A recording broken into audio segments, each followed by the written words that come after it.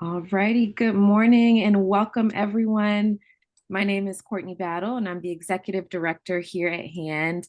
And on behalf of our staff and board, we're thrilled to welcome you to today's session, Pathways to Efficiency, a conversation with DOB on streamlining affordable housing development. This webinar is designed to demystify the process of affordable housing development in DC and foster stronger, more effective partnerships between housing providers and the Department of Buildings. We know that navigating the complexities of the development process can be challenging, but with the right tools and knowledge, we can work together to streamline that process and pave the way for smoother, more efficient projects.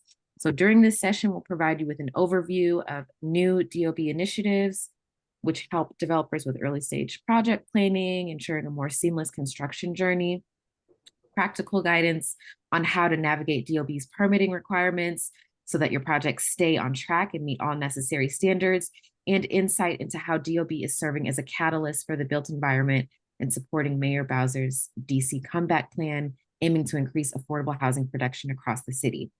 Our goal today is to provide you with the tools, insights, and resources you need to make your development process as efficient and effective as possible, ensuring that we can deliver more affordable housing for the residents who need it most. We encourage you to actively participate. If you have questions or thoughts, please don't hesitate to submit them through the chat or the Q&A function at the bottom of your screen, and we'll be addressing as many as possible. And thank you once again for joining us. We look forward to a productive conversation that will help us continue to build a stronger, more inclusive city for all. And now I will turn the floor over to Brian Hanlon, Director at the Department of Buildings. Thank you. Thank you, Courtney. Thank you. Good morning, everybody. Before I jump in, we just have a couple of slides, but I want to introduce my team that's on with us today. So I am joined by Nicole Rogers, who's our Chief Building Official, and also by Elisa Vitale, who is a Deputy Zoning Administrator. And so our goal is I'm going to be providing an overview of DOB. We've got a couple of slides. I don't want to linger too much on them, and then want to give folks really an opportunity to ask questions. And Nicole and Elisa will be able to, answer whatever questions that you may have. And if you have questions of me, I'm happy to answer as well. I do need to leave this just before 10 because I have another meeting I have to go to. So I regret I won't be able to stay on the whole time. So let's go to the first slide. Start working our way through those. Great. So we can just jump to the next one. So I want to talk a bit about kind of where our focus is as an agency. I've been here since May of 23. And when I decided to come to the Department of He works from our. Hi, I'm sorry. When I decided to come to the Department of Buildings, one of the things that really kind of gelled in my mind was, there was a focus on certainly, being compliant in a regulatory sense. And I thought, wait, there's something that is, needs to be added to this. And that is, we need to be catalysts for economic development.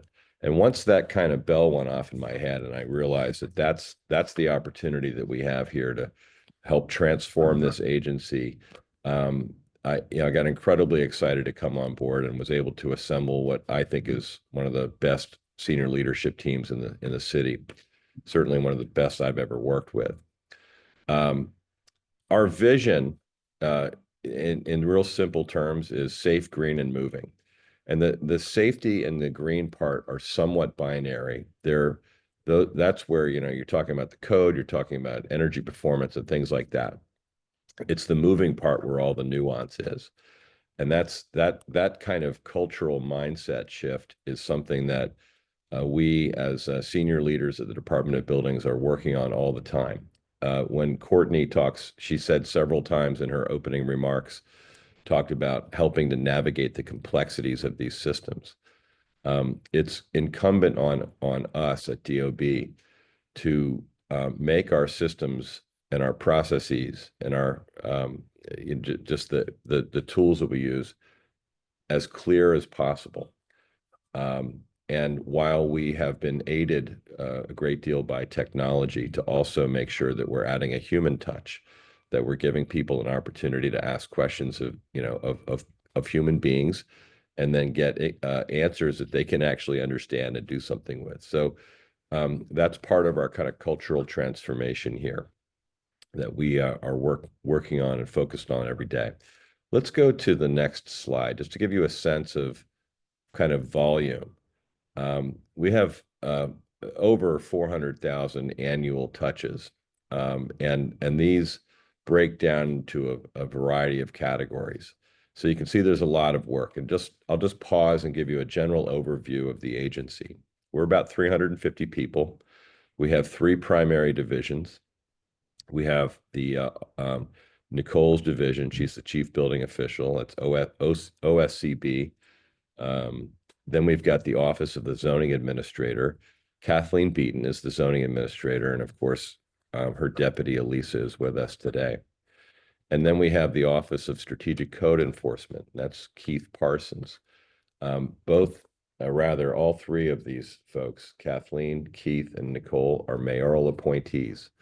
And that's the primary area of our agency. So plan review, permitting, issuance of certificates of occupancy, zoning regulations. Clearly, that's Nicole and Elisa's world. Keith Parsons oversees rental housing inspections. He has the Office of Residential Inspection. He also oversees all enforcement activities. So you can see we have in the middle of this kind of flow chart, 13,000 notices of infraction. Those encompass infractions with regard to illegal construction, vacant and blighted properties, and then residential inspections when we find something in a rental housing unit that's not code compliant. Right now, our permitting, it shows 54,600 permits. I think that's our number from last year. We're actually trending a little bit lower than that this year, but really since 2020, 2019, I think we were at 69,000, and really since 2020, when COVID hit, we've been in around the 53 to 54,000 range each year, and we're seeing a slight decrease this year, but I have no idea whether that indicates a trend yet. We also track vacant properties, and of course, we've got about, it's a number that ranges between 250 and probably 300,000 unique customer inquiries a year.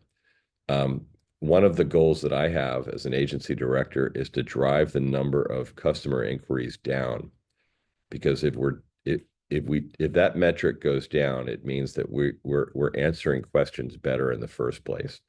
So that's an area of focus for us.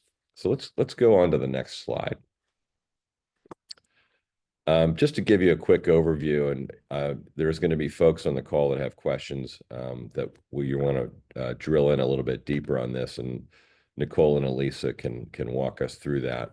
But our role in the development process, in plan review and of course zoning, we've got a couple of tracks in there. We've got kind of normal plan review, and then we have accelerated plan review, which is an option that some folks will choose to take advantage of.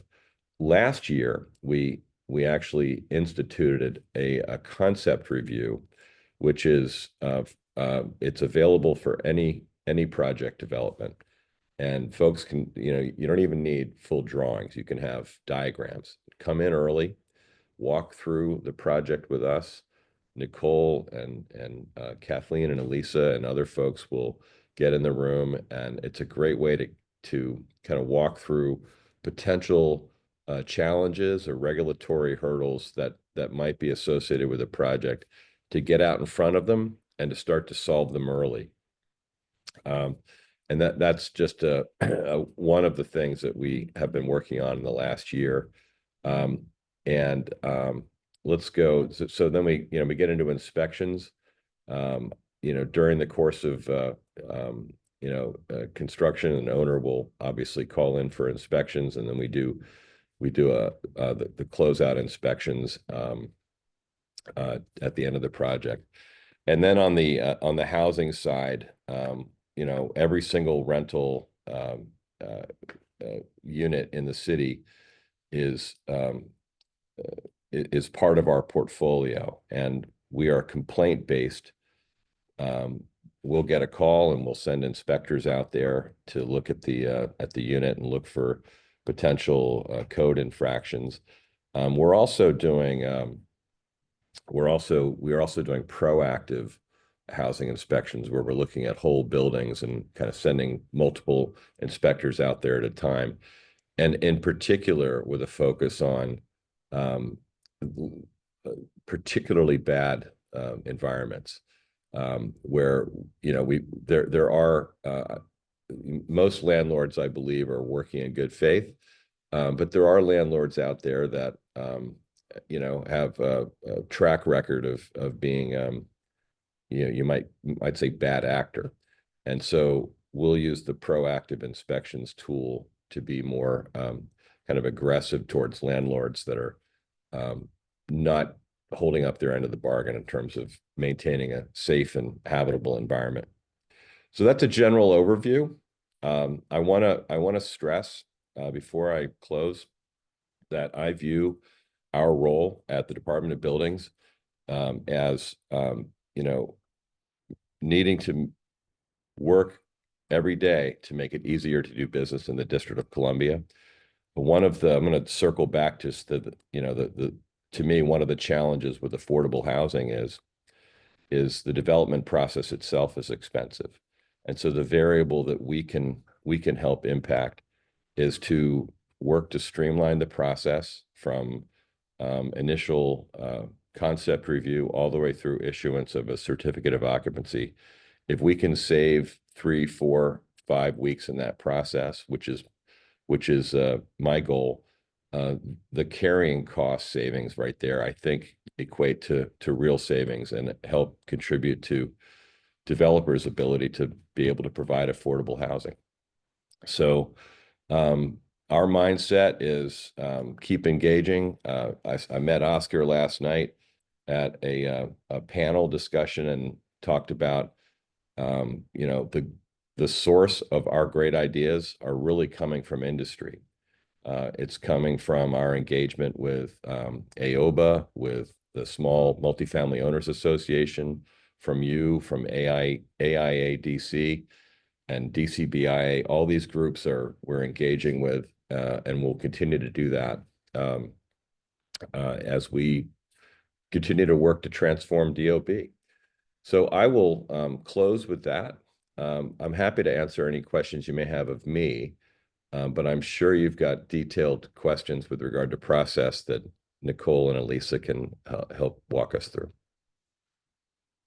Thank you so much, Director Hanlon. We really appreciate you taking the time and getting in front of our membership. That was a perfect segue into the kind of Q&A portion, and we, really designate a lot of time here for discussion with you and your senior staff, because, like you said, it's a two-way street here. There's a lot that can be learned kind of from our members, from you, and from our members. So, or to you for our members. So I might just kind of throw up the first question, since I know that we'll have lots of time with Lisa and Nicole, but you've got an emergency to run to. While you're here, can I just ask this? What's the one thing, the big error you see folks making that makes the process harder, that you wish they were aware of, kind of, while they're going to plan the next project? Well, I think it's a great question, and I think if I could just distill it down to one issue, one thing, it's a lack of or inconsistent quality with regard to the submission of a project in the first place, where things get missed. And what we are working on is to kind of streamline our intake process so that there's greater clarity about what it is we need to see and the level of detail that we need to see, so that when it comes into our system, it's kind of pre-vetting it in a way. And I will say this, that where we have the most problems and I'm just going to be frank about this, where we have the most problems, and we do make mistakes. There are times when we miss things, but in general, I've been here since May, so almost 2 years. The projects where things go awry are there. There's a pattern there's a pattern of behavior, and it's often the same list of characters. It's the design team, it's the developer. There's folks out there that where things maybe get off the tracks. And I think the way to combat that is just to enhance communication and make the processes just so much more clear. And I know that, each of you as developers, you've probably got stories about, getting stuck in a point in the process and not being able to get a clear answer and it taking too long. Those are the things that I don't flinch from hearing, and that, I know Nicole and Elisa and their teams are kind of leaning into being willing to hear that stuff so that we can look at our internal systems and make adjustments. But it's really about, I think, and Nicole, you might want to chime in, or Elisa, it's really about, I think, cleaning it up in the front end, and it tends to make the rest of the process go better.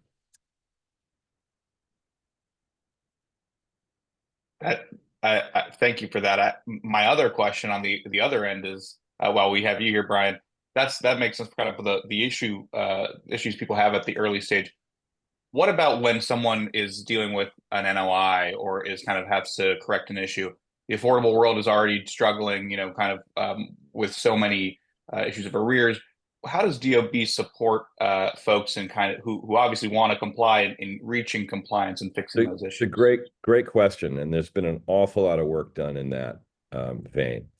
And I could probably go on at some length, but first of all, I think that our NOIs themselves are often they come off, not quite sure how to put this, but they come off more harshly than I think they need to. And we want to hold folks accountable, but we also want people to know that we're here to work with you. Most infractions are they're solvable. And one of the things that I noticed early on, I was looking at a list of it was a spreadsheet, and it was landlords with the greatest number of housing infractions. And somebody had termed this the bad actors list. And I looked at it and I thought, I know these folks. They're not bad actors. They have no interest in providing uninhabitable housing environment. That's not what they're in business for. And so I called the first one up and I said, hey, I got to walk through this data with you. And they kind of bristled and their heads sort of exploded a little bit. But we went through the data. There were about 800 infractions, open infractions that landlord had. And in rough terms, about 300 of them were infractions that they didn't even know about, because it got emailed to some email, maybe somebody left the company or whatever happened. It just went into the ether. About 300 of them, they're like, no, we fixed that. And we didn't know. And then the balance were just normal infractions that are going to happen. There's something doesn't work and we get called, we go out and we inspect. And so what that started was that started a process of engaging with the landlord community at a much deeper level. And when I say I think most landlords are working in good faith, I mean that. There are folks that are bad actors, and we need to go harder after them. But we've been working very closely with the entire landlord community, and we created kind of two avenues. One is we have an alternative resolution team, and that's led by John Fiorentine. And what we're trying to do is winnow down the pipeline of infractions that go all the way to the Office of Administrative Hearings and that need some deeper level of adjudication. And what we're finding is that when landlords work in good faith, we can actually bundle infractions, and it's all about working together. But we bundle infractions, and we come up with, abatements occur, if they're working in good faith, the fines go down substantially, and it becomes a lot less burdensome for the landlord. We also have, we created last year a team called OR. It's Outreach, Abatement, and Reconciliation. And it's kind of a special ops team that's related to art.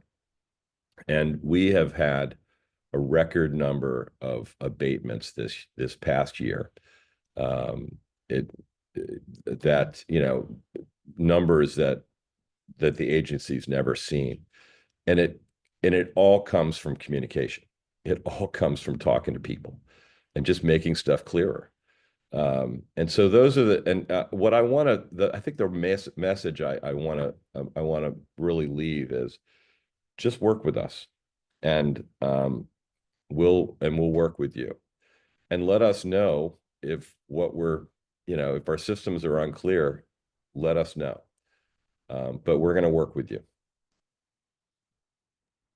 We appreciate that, and we appreciate you being with us. And I know you've got your 10 a.m. So I'll let you run to that.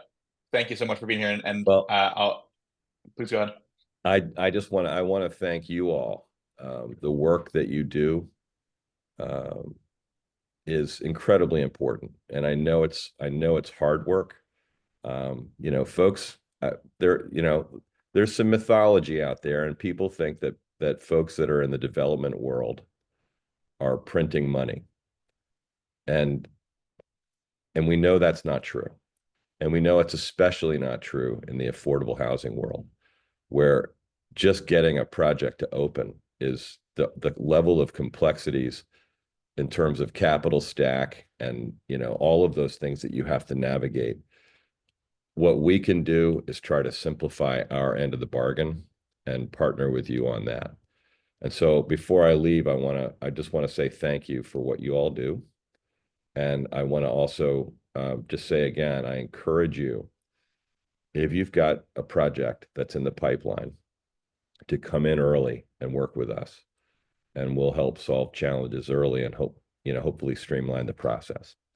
So I'm sorry, Stephen, I think I cut you off mid-sentence, but I did want to say thanks. I appreciate it. Thank you so much, Director. Thank you all. Appreciate it. Thank you, Courtney. Thank you. So now we've got the senior leaders here, Elisa and Nicole. I realized I probably didn't introduce myself. I was too anxious to ask Brian a few questions. I'm Stephen Palmer, Director of Public Policy at Hand. Like Brian said, this is about really letting the industry, the affordable industry, kind of get in front of the important folks making decisions over at DOB. So I encourage everybody to put questions in the chat, to raise your hand if you want, or come off camera, or turn your camera on, come off mute, and raise questions. I might throw one out to you, Nicole, to kind of get started. Well, I encourage everybody to put questions in the chat or think of your questions and come on, turn your camera on to raise them. Nicole, so like I said, I'm the Director of Public Policy. I'm a lowly lawyer. I don't pretend to know how to build buildings or do math or anything like that. Could you talk a little bit about the building code, and for someone who, let's say doesn't know quite as well, how does the building code work? How does that come into effect? How do changes get made to it in DC? And how does DOB think about how to really kind of maximize flexibility, which obviously in the affordable world is so important since the margins are so thin and it's so hard to build? Can you tell us a little bit kind of how that process works and how you all think about that over there? Sure. And good morning, everyone. Happy Friday. So DOB actually does play a limited role when it comes to influencing the code cycle and the adoption of the building codes. We have a construction codes coordinating board, which derives of appointed members by the mayor's office. It includes a series of technical advisory groups in different areas of discipline.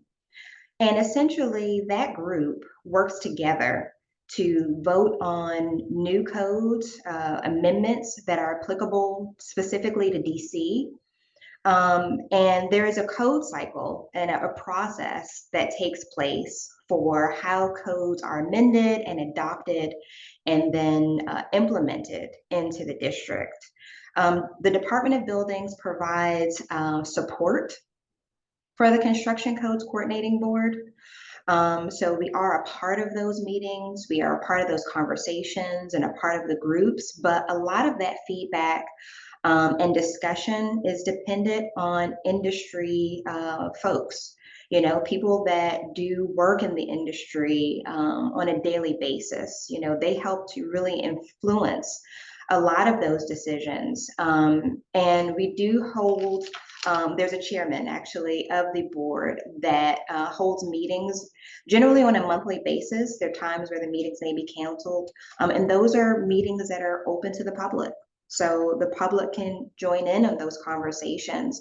I will also just provide a link to that platform that talks a little more in detail of how the Construction Codes Coordinating Board is comprised, and how someone can become a member, or also the calendar for the meetings, so that if anyone is interested, you can kind of listen in to the meetings as they're scheduled. Appreciate that.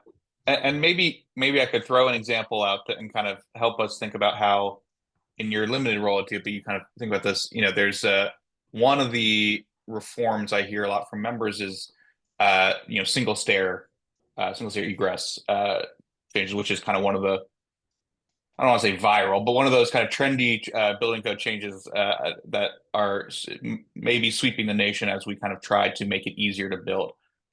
Can you talk about kind of how you think about these types of changes and whether they should be added to the code, and how folks can support things like that?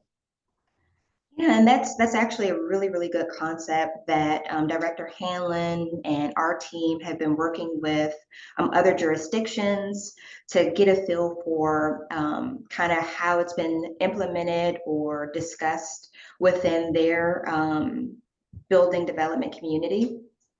And it really helps us when we see case studies. I know Director Hanlon is very open to figuring out ways that we can be nimble in the regulatory process, right? I mean, our goal and our core principles are keep it safe, keep it green, and keep it moving, right? So we are constantly looking for ways that we can be nimble within the regulatory process. And, to what Director Hanlon mentioned, a lot of it comes from, industry partners. And sometimes it's just having a meeting, exploring what those alternatives are, figuring out who may be leading in that area. So with the single egress stair, we have actually within the last week had a meeting with our fire department, right, to get their take on maybe what the steps are to move things forward. And in cases like this, right, we know that it's pretty, I would say, an interesting conversation, right? Because we have, I think, perspectives from many sides of the industry. And if you look at other jurisdictions, like San Francisco, their fire department is very integral into them, taking an approach on implementation. So having those type of discussions and making sure that those discussions include not just the reasons why we should, right? But we have to also think about, okay, well, let's consider, well, what happened here? Or, just things that we have to make sure we have a response that speaks to the safety. Appreciate that, and glad to hear it's something DOB is really working on in a targeted way, and we're hoping we can be supportive and keep pushing reforms like that forward.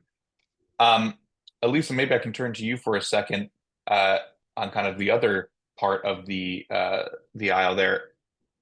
As Deputy Zoning Administrator, what do you kind of the same question I posed to Director Hanlon, but with kind of more narrowly to the zoning aspects? What do you see as the big issues that arise with regard to zoning when a developer brings a project in? Sure. Again, I think the director has said this before, kind of the need to slow down to speed up. So I think people get very, anxious to get a project submitted. Maybe most of it's there, and there's maybe, some small pieces of information that are missing. So I think he mentioned this need for really good screening on the front end, and maybe if it takes a little bit longer for a project to be screened and accepted, that can really result in greater efficiencies down the road. I know in zoning we get into we have some extra requirements or forms or information that we might ask for, particularly with inclusionary zoning projects. There are things like the CIZC. That's a process that requires engagement not only from our office, but from staff at DHCD. Sometimes, in addition to the CIZC form, we might require a penthouse addendum if there's going to be habitable penthouse space, and then a contribution as part of that portion of the development. Those forms often bog down and delay a review. We encourage folks to submit those at the beginning of the process, to reach out to our staff if they have questions. I know in our other conversations with DCBIA, other folks, they're asking, they said, can we get a process workflow? I think we understand that some of our reviews and processes seem very mysterious. We're not trying to hide behind the curtain. We want to make sure that everyone understands the steps that we need to take. So we're working to build a resource library. So it's great that we have a lot of folks on the line today. We definitely want to hear from you. If it's, process workflows, if it's application checklists, if it's, instruction manuals, what can we develop and what can we provide as a resource to the community to make sure that we equip you with the information that you need to make sure that applications are complete, accurate. When that happens, it makes everything go faster. Well, thank you. We have one, I've got a bunch more questions that I will happily bother you all with, but we have one good question in the chat. Is there a 3-time limit for requesting a vacant property exemption during construction? Where may we find this regulation that speaks to such exemptions? So this actually falls under our colleague, Keith Parsons' team, who oversees our vacant and blighted program. So what we can do is follow up with you to best address this question. I would speak for Keith, but I want to make sure I give you accurate information. Understood. Appreciate it. We'll be sure to follow up with you there, Aisha. I have more questions, but I would love to open it up to anybody on the line who wants to raise any concerns, questions, issues with our friends here at DOB. Feel free to come off mute, chat, and raise any of those concerns.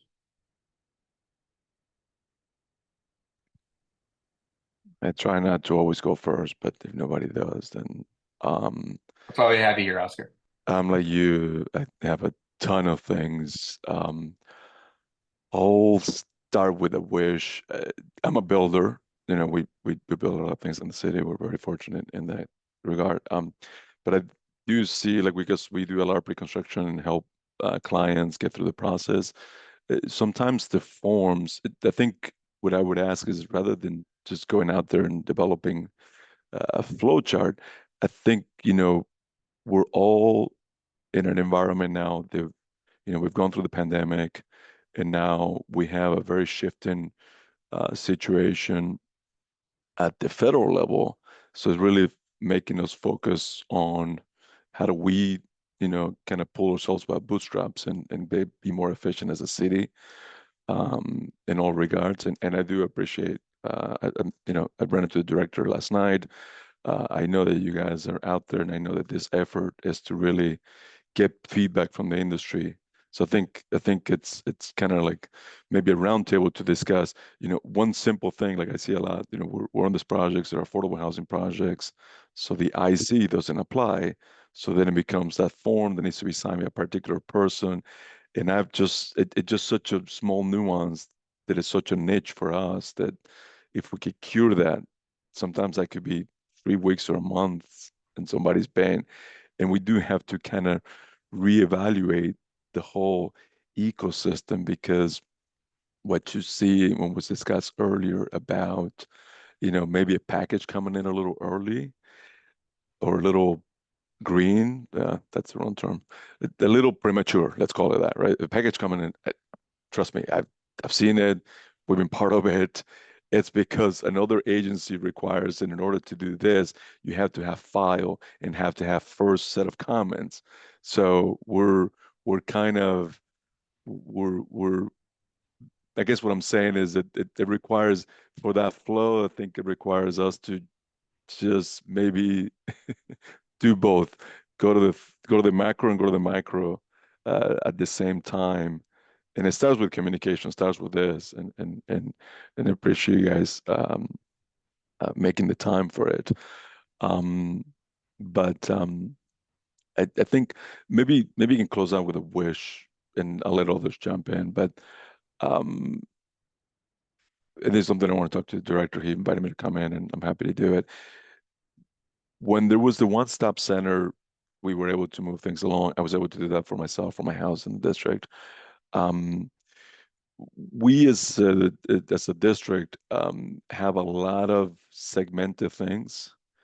It, is there any way that you guys could take the lead in just being more center? I think over the years, before DCRA, now DOB, you guys have been doing things to expedite and move things along, but some of the other agencies have not.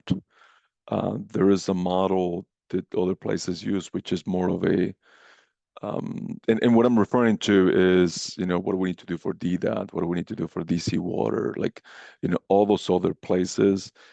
If we could somehow, I know that your staff is only so big, but if we could somehow coalesce and come up with a central point and get a developers agreement, so to speak. I think that's a term that other jurisdictions use, in which we can just come in, there's other plans. This is when we're going to go into the street to tap into a line. This is when we're going to use the sidewalk, and just kind of map it out, have one fee, and kind of work that way. Is that in the realm of possibilities? So I can touch on that a little bit. I will say it's something that I've heard in many discussions, some of the challenges of having to go to multiple agencies that have different platforms, different permits, and just the confusion that it can create.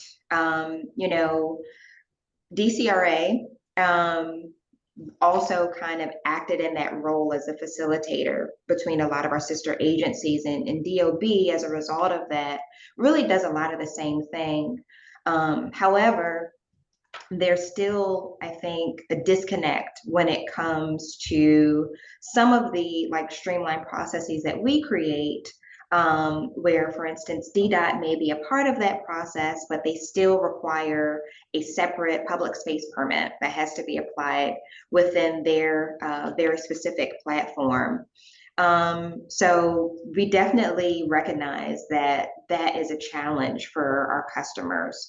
And more recently, I've been in conversations with DDOT to figure out ways that we can have our systems to talk, right? Especially in this new world, as you mentioned, right after the pandemic, the use of technology has been really instrumental in creating a lot of streamlined, I would say, frameworks, right? And so more recently, DDOT is upgrading some of their platforms. And I'm not sure if you all are aware, but DOB has recently updated our processing platforms, two of our primary systems. So there are some opportunities there and their conversations that we're having. Our goal is to get to that point, right, where things are centralized and that a customer can submit an application, and that application is the point that reaches all the other entities that may be involved. If there's impact to the Department of Energy and the Environment, to the District Department of Transportation and the like, so that at least the customer, you know, has the convenience of using one platform, maybe one tracking number, no different logins, but it still allows us to complete our applicable reviews. That would be like the ideal scenario, right? We probably aren't going to get there quickly as, you know, as we would like, but there are definite conversations of how we can better work together, how maybe we can eliminate some of the processes, the separate processes, right? So that customers aren't necessarily having to go to multiple platforms. That would be awesome. You know, we work sometimes with clients that are new to the district, and then my job is to try and explain to them, and I lose them. Their heads like they explode. They're like, "What do you mean? Why do you need that one if you already have that one?" Not to mention when we're in construction, it's like, "Oh, we also need this one." What do you mean? So if we can make that closer timeline, I will be happy to bring people to the table and spend a lot of time brain, spending figuring out how to do that. That will be awesome. So thank you. Agreed. Yeah. Great question, Oscar. Thank you for that. Anyone else like to raise a question, concern with our friends from DOB? Feel free to come off mute or throw your question in the chat.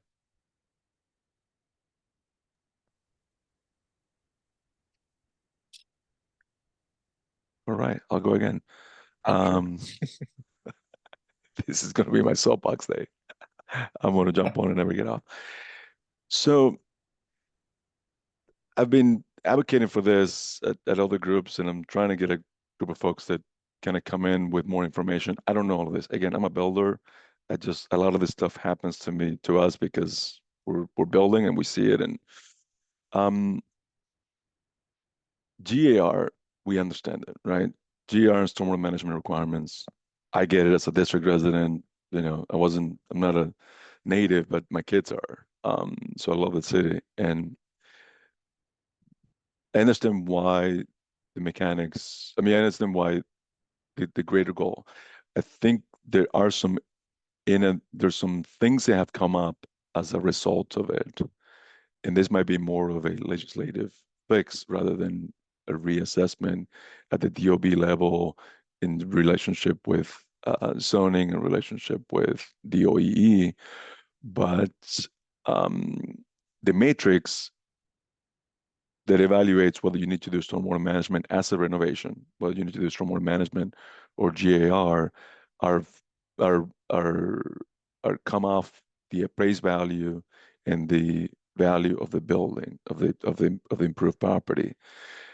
What is kind of the unintended consequence is that we have properties in particular parts of the city that have been depressed, have not had improvement, and so their appraised value has just dropped, and they find themselves that they need the most interior wise repairs, like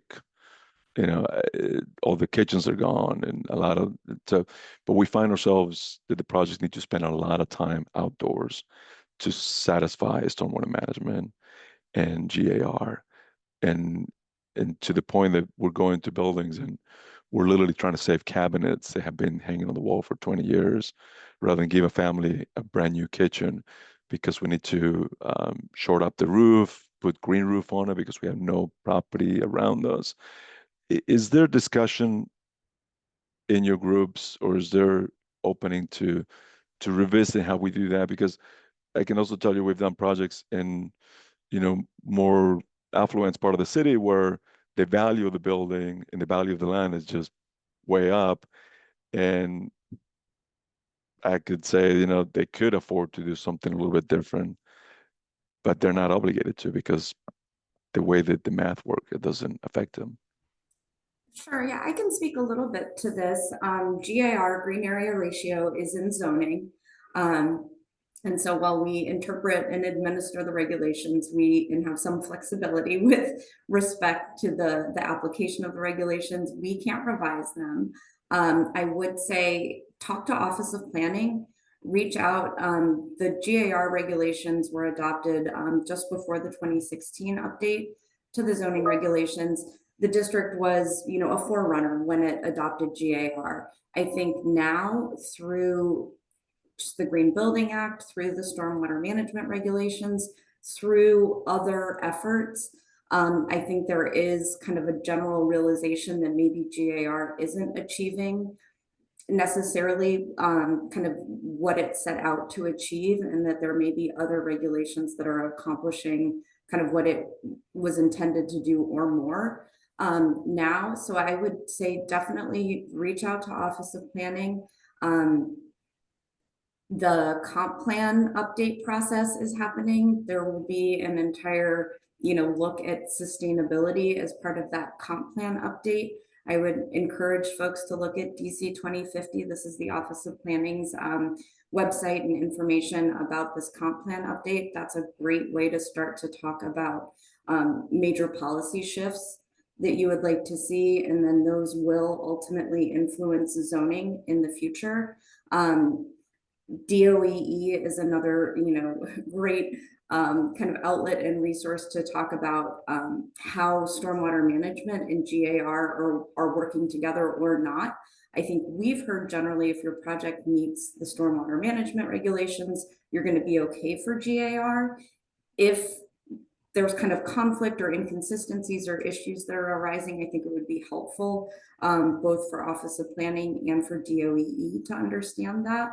I know GAR is based on assessed value, so that we're looking to, you know, OTR records for assessed value for determining if you're triggering a GAR requirement.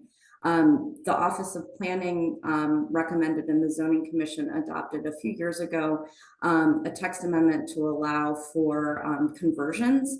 So if you were doing office to residential, if you had an existing building with a valid C of O and you were converting, they basically said, we're going to give you an out on GAR, lot occupancy. There were a number of zoning regulation provisions that they said will allow a conversion, and we won't hold you to, you know, if you're converting an existing building and you have that existing gross floor area, like you're not expanding it, we're not going to make you comply with GAR for that conversion. We're not going to make you comply with lot occupancy. So if you're doing residential, you know, office to residential conversion projects, there is some, you know, relief there.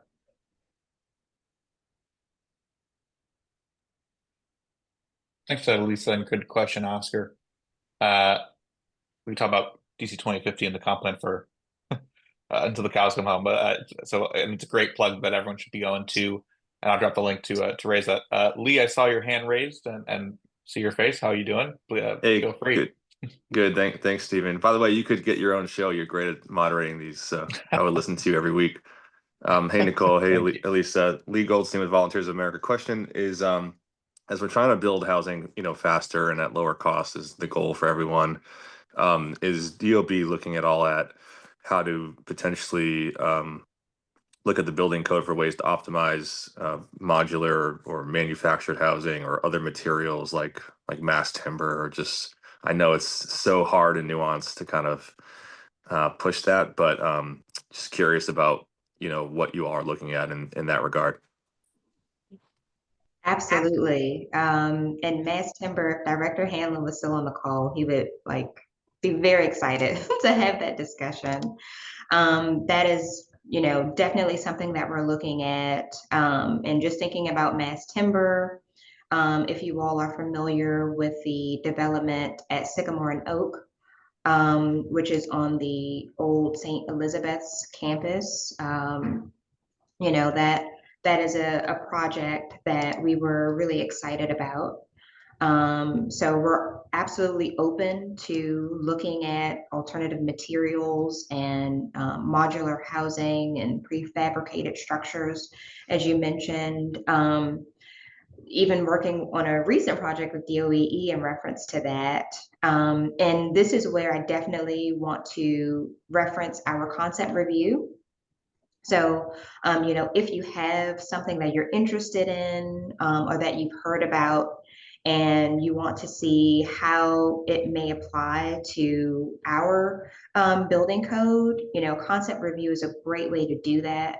Especially if you have your eyes on a site, you want to know what might be allowed there, what you might be able to build. That's definitely a great avenue for us to have that discussion.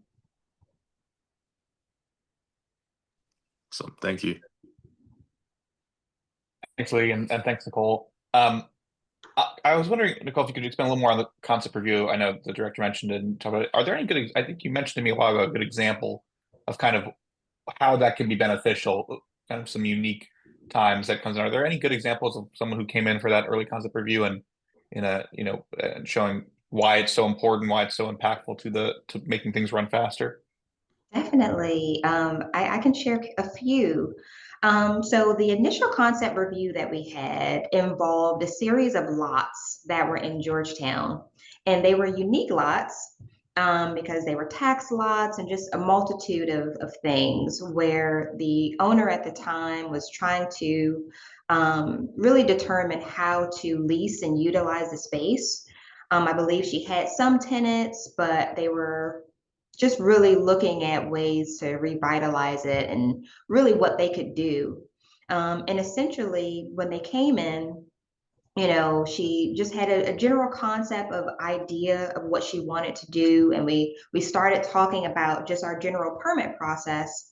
But what we then learned was the uniqueness of the lots and the fact that the addressing, which generally has to be confirmed first in order to begin the permit process. The addressing of the lots was very unique. It included address suffixes, like half addresses, and some of the lots were not consolidated. So in really conclusion of that meeting, she mentioned we saved her 3 months of time, because she would have started the permit process, not having the meeting, learned through the review cycle that lots needed to be consolidated, they need to be modified, and that she would have had to have gone through the new address process. So knowing that upfront saved her a ton of time just in the overall review process. Wow, great example. With half addresses are always funny to me, but I that's a perfect example. Any other? I have my more pet questions. Anyone else want to raise any more concerns or questions to our friends at DOB? All right, then I've got one more pet question. And this is probably to both of you. I'm not sure.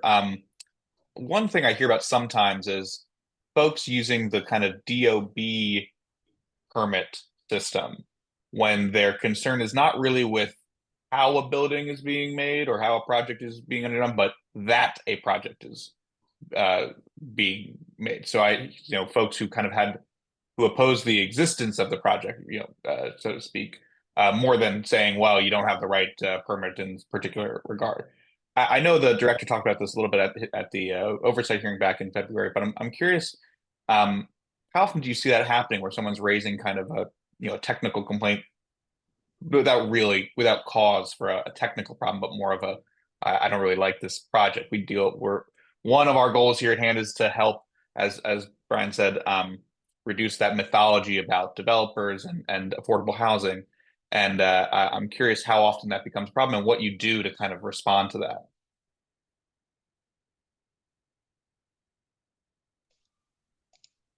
I'll start. It is something that, we generally get often. Within my team, Office of Construction and Building Standards, we also have our illegal construction unit, and that is complaint based. And, Sometimes customers use that as an avenue to say, okay, well, this person's building, I do see a permit posted, but I don't know that the work that they're doing is compliant, or that DOB should have approved this permit. And generally, you know, our process and what someone may be allowed to build is really public knowledge. So if someone has a valid permit that we've approved, we rightfully have approved it in order for them to move forward. And we will communicate that to the customer. Permits are public information, so a customer can also view the permit documents in our e-record system. Even if they have questions or they may try to contest our approval, we go through that path, and it results in, again, us explaining why the permit is compliant and why the work is allowed. Even within our permit process, we have a neighbor notification process, which includes, for the adjoining properties, the ability for them to submit technical objections. Technical objections within the construction code can be submitted within 10 days after a permit has been issued.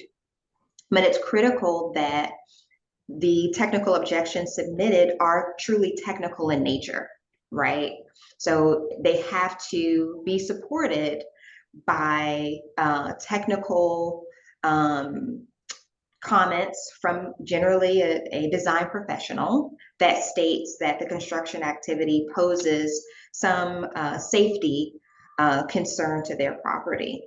Now, we do have customers that try to also use that as an avenue to object to work, but our construction code is very clear, and it has to have that technical support.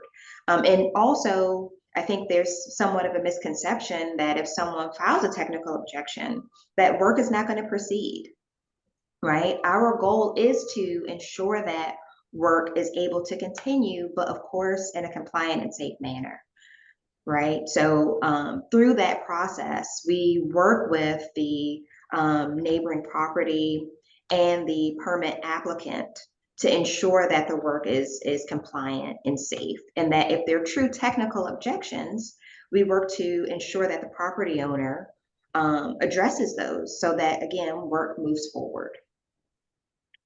And I know the industry appreciates that. Yeah, Lisa, does that, I'm assuming in the zoning world that you run into that a little bit too. Sure, yeah, and I was gonna say, we have a kind of a process that's similar in some respects and then a bit different in others. We have 2 staff members who are focused on zoning enforcement. Those are often complaint-based cases. If someone believes there is a zoning violation, perhaps someone is using a space in a way that would not be permitted under the zoning regulations, we take in any complaints that we get. We investigate all complaints. Again, like Nicole said, our job is to make sure that buildings are being used in the safe and proper manner. So we would make sure that it's complying with the zoning regulations. We'll make sure that there is a valid certificate of occupancy for the use. So we do a lot of work that's complaint based. Some of that comes from zoning commission approvals. If there's a planned unit development, there might be conditions associated with that approval. Sometimes folks reach out after the fact and say, we know this project was supposed to do X, Y, and Z. We don't think Z is happening. So that would be another instance of a zoning related complaint that might come in that we would investigate. Certainly if conditions weren't being complied with, we would ensure that those conditions were being met so that a project was fully compliant. Because zoning, we do, plan review for permit issuance.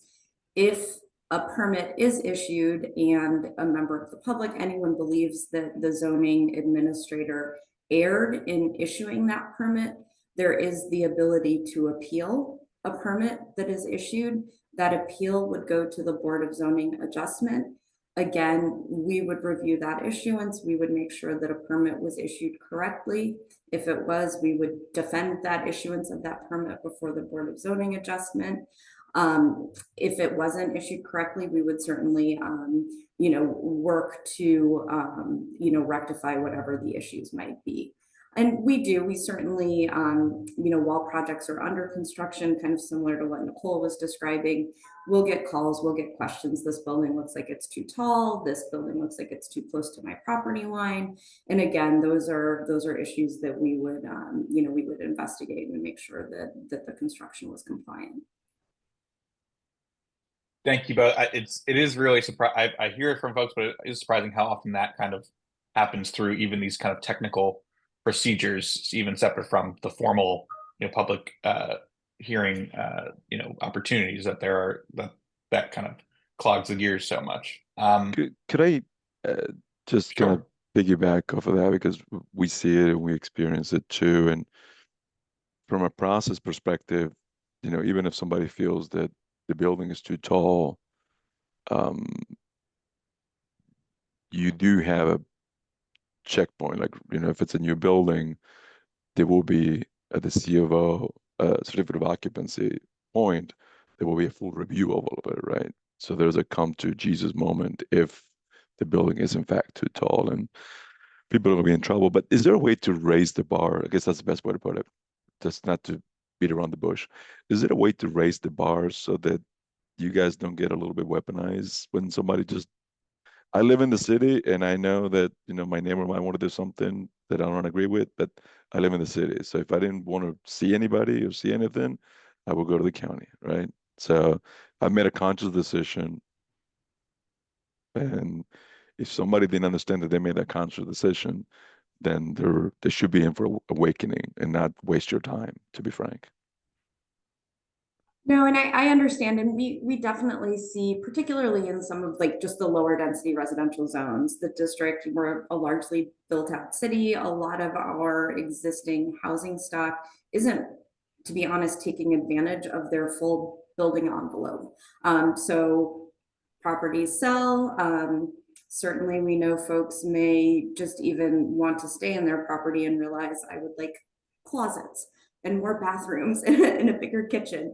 And so we see these projects, come through, and the neighbors are suddenly alarmed that the cute little 2-story bungalow next door can suddenly become, a 3-story house that occupies 40% of the lot and feels, it feels a lot bigger, feels like it's maybe not in character with the surrounding neighborhood, but is well within the zoning envelope, and is permitted as a matter of right. And short of education and kind of continuing to have those conversations, I don't know that we're ever gonna kind of get away from folks that suddenly look out and see construction happening next door and think, oh no, this can't possibly be happening. So I think a big part of it is education, starting to have those conversations, and hopefully as we talk about this more and more, people will understand that we can accommodate a little bit more density. I think that's a spot that Hand is trying to support our members in and having those conversations. I know it's especially in the affordable world, it's so hard to even get to kind of day zero, right? Just that you're able to even start really kind of interacting with you folks at DOB. And so there's a lot that has to happen before you're even sure if it's worth kind of getting into those conversations, and Hand's trying to work on that. I think so much of it comes down to kind of who the first person some folks in these neighborhoods talk to is, right? If it's someone who says, did you know that there's a skyscraper going up next door? When it's, a 2-story, house, like you mentioned, or something like that, Lisa, right? Or a new closet or whatever, right? These small things. Then there's kind of, it's easier to be worried, to be anxious, to not know if it's someone who is on the project. So, the developer, someone from the team who kind of just says, FYI, we want to make sure, things going on, that it just kind of pushes back against that and kind of resolves that anxiety before it even kind of can get started. So we're trying to help in that regard. And I always encourage folks to, I know that's so hard and it's such a time intensive process. But But I used to work in Ward 3 in DC, and so I fully hear you on those complaints, Oscar. And there are folks who love the old crane counter, we would have in the city of how many cranes there were when you look out, and not everyone feels that way. But definitely a great point, at least to kind of to have those conversations early. Yeah. Yeah. Oh, sorry. No, I was just Oh, gonna no, please go ahead. the contentious projects, the ones where I think we end up kind of getting involved, and the ones that drag on the longest, I think, are the ones where that communication breakdown happens. So yeah, we definitely encourage folks to reach out, to talk to the neighbors. So much of that early communication can really help save frustration and delay down the road.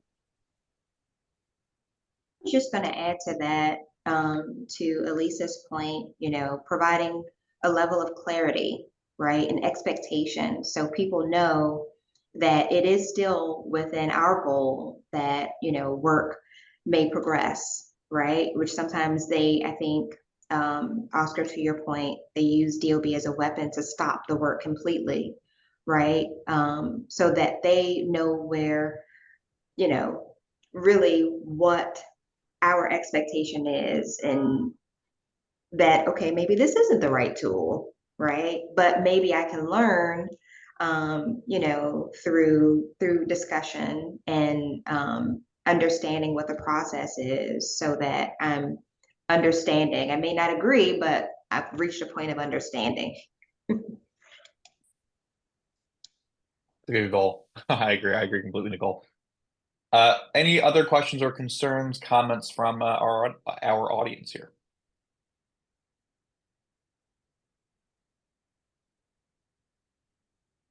All right. Well, I just want to thank Elisa and Nicole so much for being here, and Brian for being with us earlier, and to folks who raised questions and issues.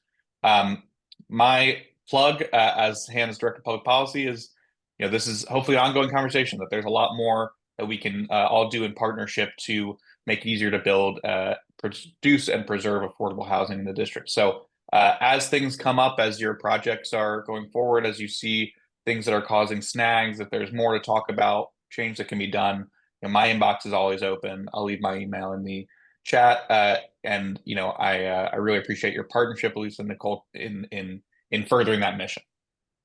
So with that, I'll turn it over to Tiana from Han to close us out.